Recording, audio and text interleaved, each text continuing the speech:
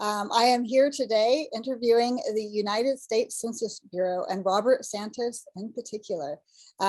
Please tell everybody what your job title is, because it's a big one, and what tribe you represent. Thank you very much. First, I just want to say it's an honor to be on Daybreak. Thank you so much for inviting me. The tribal communities hold a very special place in my heart, and I want to make sure in the job that I'm doing that we are as inclusive as possible, not only in helping to count all of tribal individuals, but also to listen to your needs and to respond to your needs. My name is Robert Santos, and I am the U.S. Census Bureau Director. And I started on January 5th of 2022 after a 40-year career in policy research as a statistician and as someone who absolutely loves two things in life from a professional career perspective, the first of which is statistics and the second of which is helping people, which is why I wanted to take this job and serve our country. Nice. Thank you very much. It's greatly appreciated. So why should Natives care about the census? Well, the real reason is that Natives need to know who they are, need to appreciate and understand the rich diversity of the Native population. It's not monolithic. There are, over 500 tribes recognized, and I expect there are many more than that. And even within the Native tribes, there are individuals with mixed ethnicities and mixed races.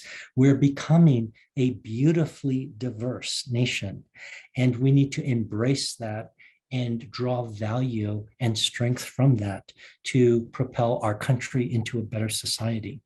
The data that we collect at the Census Bureau can be used and should be used, and we want to help you, tribal nations and people, use these data to improve their own communities, to understand what the needs are, to understand infrastructure issues, to understand needs, whether it be societal needs of hunger or housing or health. And census data can do that. It allows folks to understand who they are, both at the community level, at the tribe level, and then more broadly as a national diverse group of individuals, tribal people, so that we can then create a better society. And by not only the tribal folks understanding, but the folks outside the tribes, folks like myself who are Latino, who represent the Mestizo nation. Oh, I shouldn't say nation, Mestizo people. I'm Mexican American. We can work better together if we know who we are, and so that's why you should care. There absolutely does involve federal funding based on numbers of people. And so it's always useful to be counted so that you can get your fair share of federal funds. But I actually value, in addition to federal funding, I value the knowledge. And if there's one thing that I believe that American Indians and Alaska Natives understand is the rich history of knowledge gain and transfer of knowledge from one generation to the next. Census data provides us knowledge. That's true. And you started in on answering one of my questions, is the federal funding tied to the census for different tribes? Yes. The recognized tribes. So that's interesting. That makes it very important for people. So how exactly is it tied to federal funding? How does that work for tribes? Well, actually, I do not know how it works for tribes specifically. And so I will defer to Jessica to chime in or to tell you a little later about how the formulas are driven.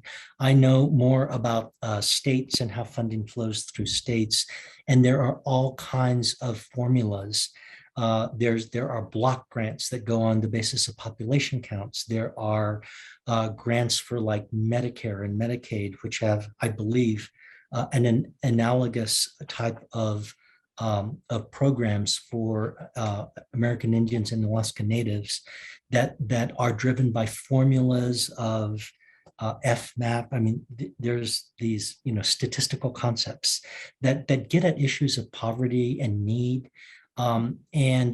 Actually, it not only flows from things like the decennial census, but it also uses data from our American Community Survey, which is a large annual survey that really tells us who we are as a people. Unlike the decennial census, which is a once in 10-year count that's used for apportionment and redistricting for the most part. But the other programs that we have are the ones that really tell us who we are and are used for federal funding and things of that sort. That's nice. So what about for unrecognized tribes? How does completing the census and stating their tribal affiliation, even though it's not honored yet? Well, there are many tribal people outside of reservations or tribal lands. Those people, we all need to be counted in our communities so that we can get the funds that our fair share of the funds and our share of the resources and our ability to be counted so they know where to put schools and fire stations and grocery stores. So that's all part of this notion that we deserve to be counted, because along with that comes federal funding and our ability to understand who we are and therefore identify our needs and respond to them in a way that's evidence-based. So do you think that at some point, as a tribe becomes recognized and goes through the process, that their census data through time would assist them in getting that kind of funding? There's reason to believe that could happen, because for the first time in 2020, we allowed individuals in the race question to add a write-in space, additional race, ethnicity details. And to the extent that different tribes that aren't recognized wrote in their names, which tribe they were from, that could be captured, and then we could be able to report out on some of that. I don't have all of the details on how that would happen for American Indians and Alaska Natives, but we can certainly get back to you on that. Yeah, I find it fascinating. Also on that, so my grandfather, as soon as I was able to understand what was going on, and he was an accountant and always wanted to do things in a certain way to learn the process. He specifically became an accountant to learn how to deal with money for the tribe. He was treasurer of our tribe for a while. And so he would have me sit and do books with him. But then he also, when the census would come out, he would fill it in, and he'd write it down for all of us in the house. And I always had a question for him about why he would put me as Native American when my grandmother is Scottish, and I didn't want her to feel left out. Mm-hmm. So does it, and he always said we have to be Native American first to make sure the tribe survive. That was his logic around it? What do you think? Was that true? I think that different, the race ethnicity question is fundamentally a self-identity question.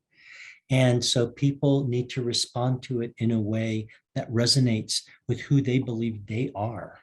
Now, it's really interesting because over time, say in the last 20 years or so, with technology and so forth, there have been things like, DNA testing and websites that allow folks to dig into ancestry and web-capable, online-capable tracing of people's families with the release of the census data every from 72 years past.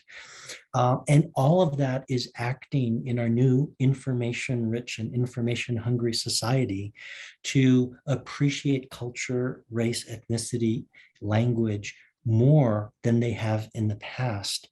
And so people's identities are evolving. and people think of themselves differently. And that's how the Census Bureau captures data, self-identity. So if someone like yourself would say Native American, and you could write in a tribe name, you could also say and Scottish if you felt like you wanted to do that. But if you preferred to follow your grandfather's notion of, we need to preserve tribal identity, you could do that as well. It's all about self-identity. That's what we capture.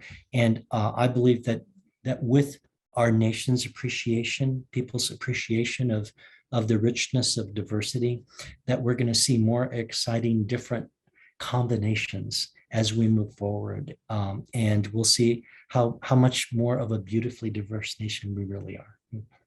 Yeah, so the last time the census came out, United Indians here, where Daybreak Star radio is located, we helped with the census process. We had census drives here on our campuses. We talked to people. We went out to different reservations or community centers and talked to people and tried to get them to complete their documents and to really help to make sure that all the natives that we could get together would get counted.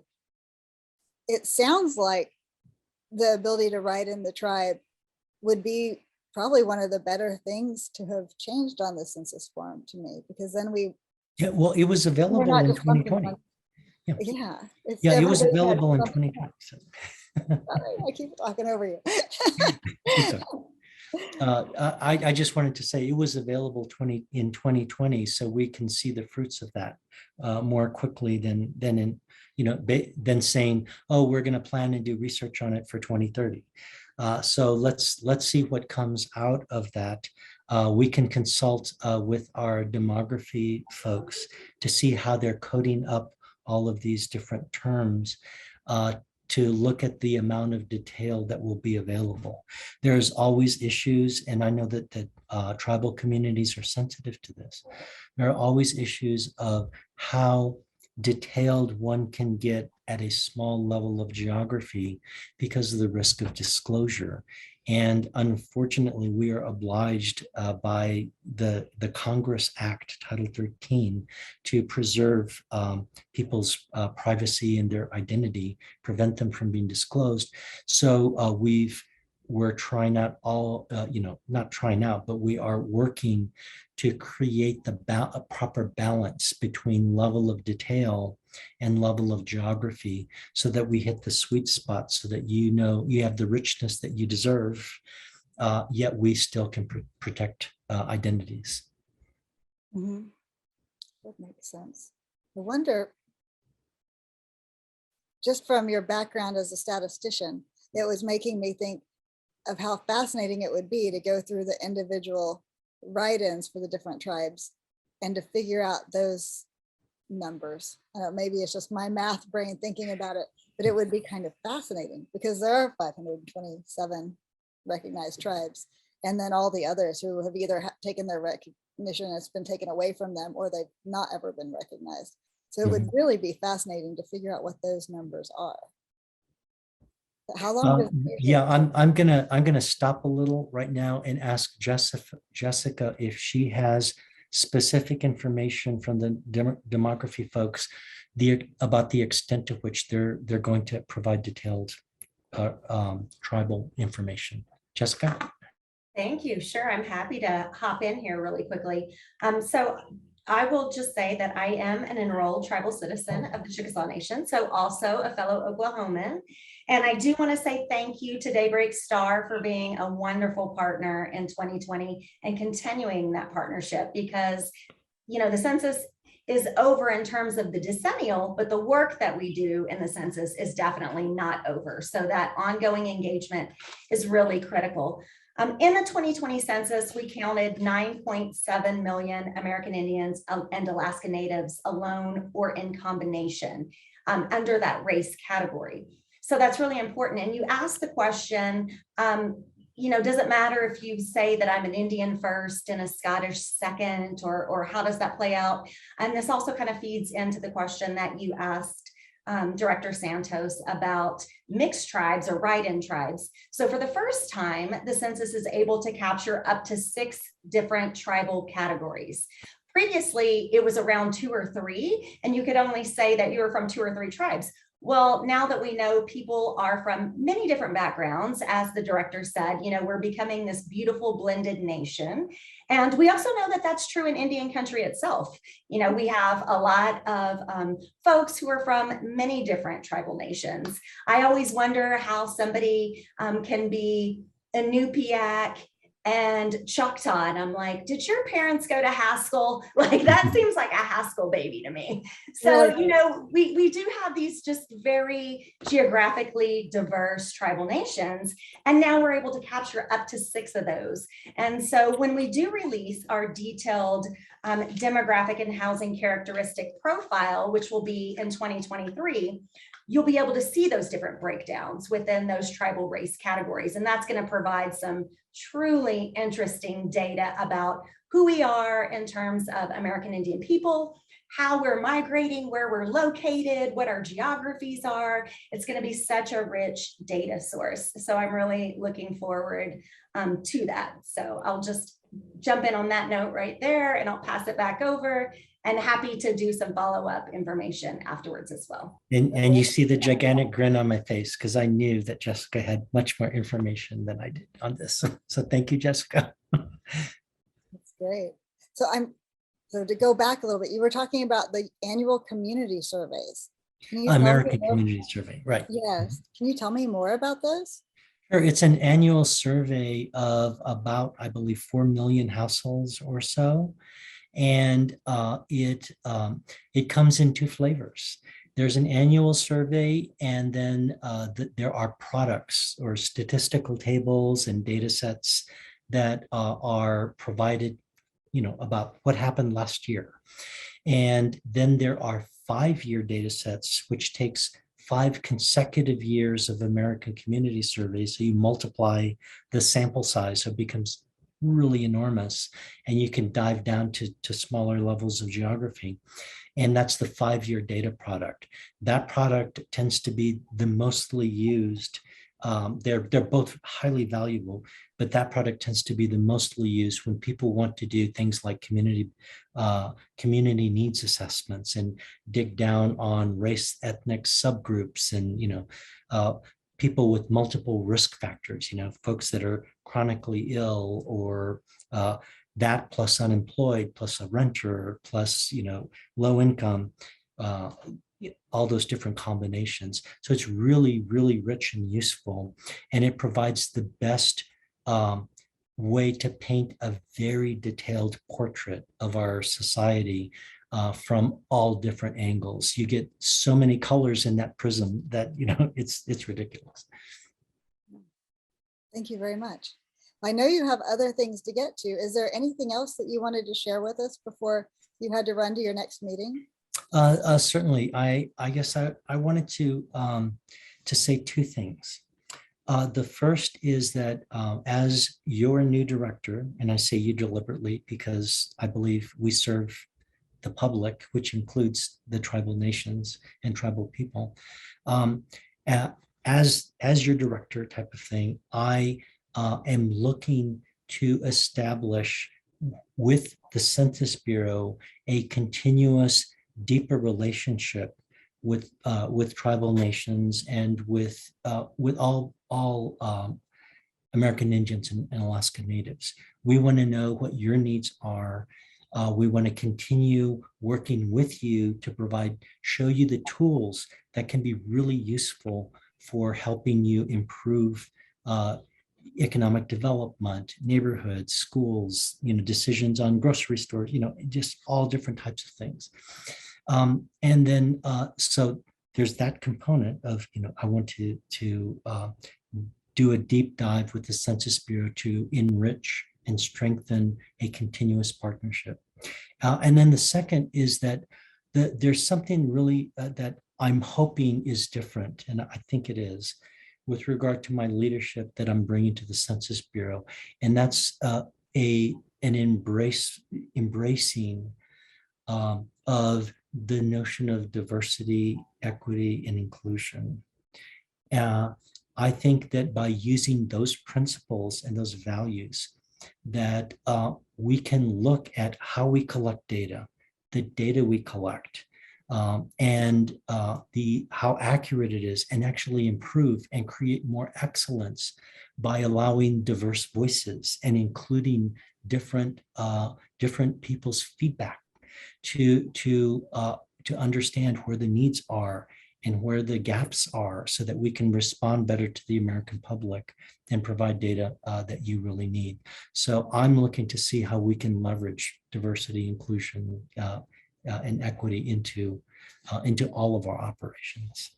So I wanted you to know that, because that's part of who I am and part of how Census Bureau we're going to help create a better relationship and provide better service. Well, that is certainly a bit of good news to hear. We don't always hear that from governmental entities. So I feel like you have a pretty decent challenge ahead of you, but it looks like you have No a kidding. heart.